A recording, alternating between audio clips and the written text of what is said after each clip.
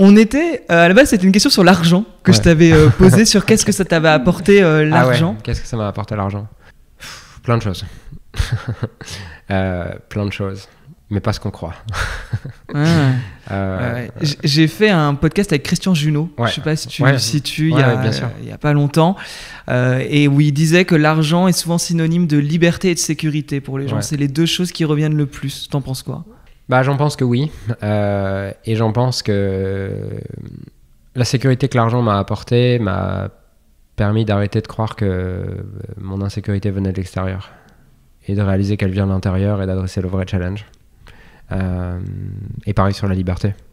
Je me suis rendu compte que oui, j'étais un peu plus libre sur qu'est-ce que je choisissais au supermarché, et j'étais un peu plus libre sur à quelle heure je prends mon vol, parce que ça soit 50 € plus cher ou pas, je ne veux pas organiser ma vie autour de ça. Donc oui, je suis plus libre là-dessus. Mais ça m'a aussi permis de prendre conscience de tous les endroits où je n'étais pas libre, non pas à cause de l'argent, mais à cause de mes jugements, de mes contraintes et de mes restrictions internes, tu vois, et de mes profondes peurs. Donc, ce que tu veux dire par là, c'est qu'au final, même si tu avais une liberté presque, on va dire, matérielle, en fait, la liberté au fond de toi, les problématiques étaient toujours là, tes insécurités étaient toujours là. Et en fait, à ce moment-là, moi, je l'ai réalisé après avoir fait quelques millions. Certains vont le réaliser après avoir fait quelques dizaines de milliers d'euros, d'autres après quelques milliards, d'autres jamais. Ça m'a permis de comprendre que l'argent allait juste résoudre mes problèmes d'argent. Voilà. C'est-à-dire que tu as pu te sentir... Est-ce que tu t'es senti... Enfin, tu as pu te sentir malheureux en étant millionnaire? Ouais, beaucoup plus. Beaucoup plus? Ouais. Pourquoi? Parce que c'est comme si un rêve s'effondrait, c'est comme si un espoir, un fantasme s'effondrait. J'ai ce souvenir de ce moment à Bali où j'ai cette maison exceptionnelle. On y vit depuis 4 mois. On la paye, je sais pas, 12 ou 13 000 € le mois. Donc, c'est un peu le rêve. Et 12 ou 13 000 € le mois, à ce moment-là, ça représente rien pour moi. Et c'est censé être ce que j'ai toujours rêvé. Pouvoir vivre dans les endroits exceptionnels et ne pas avoir à compter. Et je me souviens... ce moment où ça fait 2 semaines que je parle pas à ma copine parce qu'on s'est embrouillé sur un sujet. Développer le business n'a plus beaucoup de sens pour moi. Je regarde cette piscine et je me dis, mais en fait, c'est encore plus vite qu'avant. Parce que du coup, il n'y a plus la quête et l'espoir qu'à travers l'argent, ça ira mieux. Oui, c'est ça. Parce que quand tu te lèves chaque matin avec l'objectif de l'argent, en te disant que le jour où tu as l'argent, ta vie sera exceptionnelle. Tu es drivé au quotidien. Tu es hyper inspiré, tu es motivé, tu y vas, quoi. Tu vois, tu as faim. Là, ce jour-là, tu n'as plus la faim et tu as la souffrance. Ça doit être encore une fois une remise en question quelque part pour toi, de dire maintenant que je suis dans cette vie de rêve, un peu cette vie d'instagrammeur, bien sûr, finalement, à Bali, en plus tu as une chérie à ce moment-là, donc au top. T'as quand même aussi résolu une souffrance qui était pour toi en fait t'avais un peu cette vie de rêve attendue sur le papier. T'en prends conscience réellement de ça, que t'as cette vie de rêve et que ça te carrément. Convient pas? Carrément. En fait, tu sais, je me suis rendu compte que j'avais résolu beaucoup de mes problèmes et de mes insécurités en allant vivre la polarité inverse, mais sans me libérer de la souffrance associée à ça. Je vais te donner un exemple, parce que tu me dis, t'as cette copine. Ouais, c'est vrai. Mais, parce qu'il y a un mais, à tous les endroits, en fait, j'ai appris des stratégies pour aller au-delà de mes insécurités. Mais je me suis jamais libéré de mes insécurités. C'est-à-dire qu'à ce moment-là, j'ai cette copine pour laquelle je suis reconnaissant, tu vois. C'est pas qu'elle était pas bien ou quoi. Enfin, voilà, j'ai cette copine. On vit 2 ans ensemble mais je suis pas moi avec elle. Pourquoi? Parce que je l'ai séduit à travers des scripts, à travers des stratégies, à travers des techniques, tu vois. C'est un masque que j'ai porté. J'ai appris comment on fait dans la séduction. J'ai appris quel masque fallait porter. Je l'ai compris. Et du coup, maintenant, je sais le jouer. Et maintenant, je sais séduire et j'ai pas de problème avec ça. Mais en fait, je me suis rendu compte que tu crées pas le même type de relation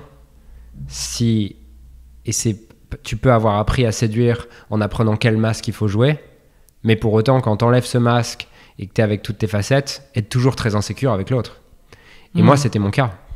Et c'était pareil en fait à tous les endroits. Dans le business, pareil, j'avais appris les stratégies, j'avais appris ce qu'il fallait dire, j'avais appris toutes les choses pour ne plus vivre mon insécurité, mais sans avoir vraiment exploré la libération de ces insécurités. Alors, qu'as-tu pensé de cet extrait ? Sans avoir appris la libération de ces insécurités. Waouh, c'est une phrase assez forte qu'a dit Julien, mais en même temps, si je dois compter toutes les phrases qui m'ont impacté et que j'ai trouvé fortes dans cette interview d'1h30, l'interview est dense, mais l'épisode 53, je t'invite à l'écouter parce que je trouve que c'est un épisode qui fait tellement réfléchir. Et je suis vraiment sincère. Moi, ces interviews, je les fais avec le cœur et souvent, et heureusement, presque, j'ai envie de te dire, je suis abasourdi des fois par certaines interviews, tant ça me chamboule dans mes croyances, dans ma façon de penser. Et c'est aussi pour ça que je fais ces interviews. Et du coup, il s'est passé là, avec cette interview avec Julien, j'étais bloqué dans le métro cette semaine. Et pour checker, c'était le jour de la sortie de l'interview, j'ai voulu voir si le son était nickel, que tout allait bien. Donc j'ai commencé à écouter le début. Et en fait, j'ai écouté les 1h30 d'interview. Et j'ai pas vu le temps passer. J'étais vraiment à chaque fois à me dire mais waouh, c'est incroyable un peu ce qu'il peut raconter, ce par quoi il est passé, son chemin de vie. Il y a quelque chose comme ça qui est fou. Et moi qui a suivi Julien pendant plusieurs années, j'ai vu ces transformations, j'ai vu ces changements. Et en fait, de le voir m'expliquer le chemin qu'il a traversé, ça m'a vraiment laissé sans voix parce que il a cette manière de dire les choses et de présenter les choses qui sont vraiment intéressants. Je sais que il tient aussi beaucoup en fait je sais pas comment dire ça, du discours, mais c'est pas tant le discours, c'est l'enseignement de John DeMartini aux États-Unis, qui est quelqu'un de très impactant aussi. Et vraiment, on retrouve toute cette notion-là avec lui. Et c'est un peu comme l'interview avec Anissa. Alors Anissa, je ne sais plus, c'était l'épisode 51, et l'épisode 51 qui, pareil, avait été très impactant. Si tu l'as pas écouté, l'épisode avec Anissa, c'était un peu dans le même style. C'était une conversation qui en général fait réfléchir et j'avais été étonné du nombre de messages que j'avais reçus de votre part d'ailleurs après Anissa. Et Julien, c'est la même chose. On retrouve quelqu'un qui, de par finalement son parcours de vie, va te partager des notions complètement intéressantes. Et là, par rapport à l'argent, déjà, comment imaginer quelqu'un qui a généré 10 millions d'euros de chiffre d'affaires en 4 ans? C'est déjà complètement dingue, ça sort complètement de ce qu'on peut voir tous les jours. Et de se dire que finalement, l'argent ne l'a pas aidé face à ses insécurités. Et ça, je trouve que c'est quelque chose d'essentiel qu'il faut retenir. Je trouve que c'est hyper important de se rendre compte qu'on peut chercher à l'extérieur à combler des insécurités. Mais qu'au final, en allant chercher à l'extérieur, on ne les comble pas forcément.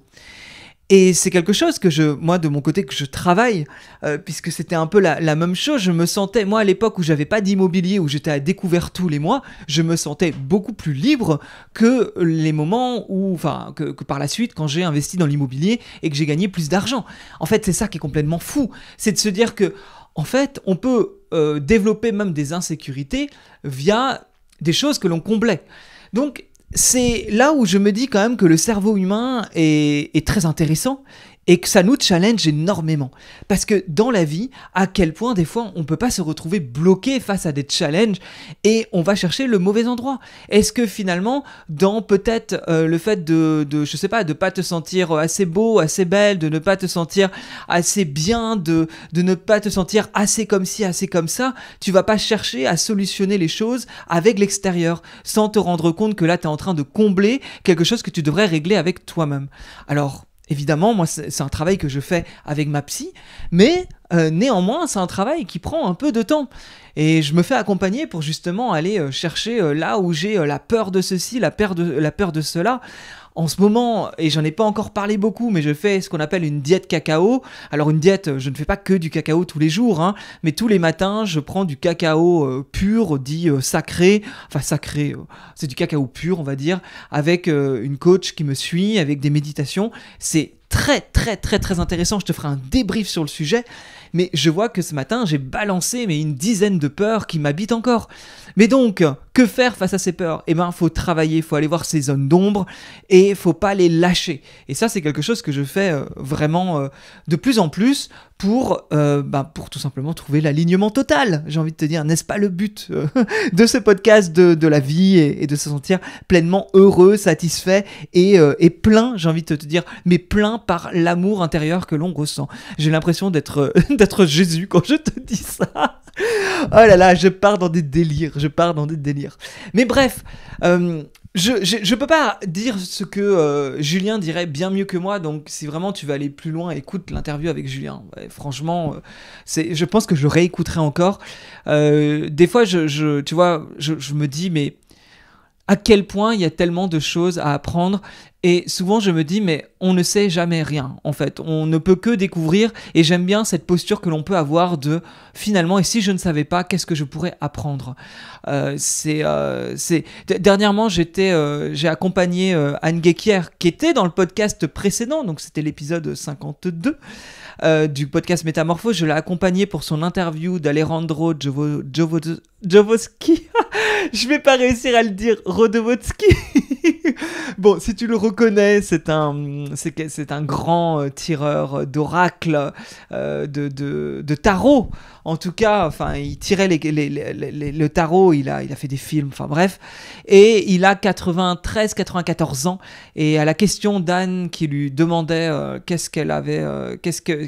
quelle question il aimerait avoir la réponse à son âge, il a dit, mais en fait, je sais que je ne sais rien et que donc j'ai pas de questions particulières puisqu'en fait la vie n'est que apprentissage. Et ça, je trouve très juste parce qu'en fait on ne cesse d'apprendre et rester sur cette sorte de naïveté, en tout cas d'être continuellement à apprendre. Je trouve que c'est une façon d'être humble aussi face à la vie et de se dire qu'on change continuellement. Et là, c'est ma psy qui m'a dit lors de ma dernière séance que tout n'est que changement, que rien ne dure. Rien ne dure. Et ça m'a fait beaucoup de bien parce que ça me permet de comprendre aussi que ça ne sert à rien de rester accroché à des croyances, de rester accroché à des choses matérielles, puisque rien ne dure, tout bouge.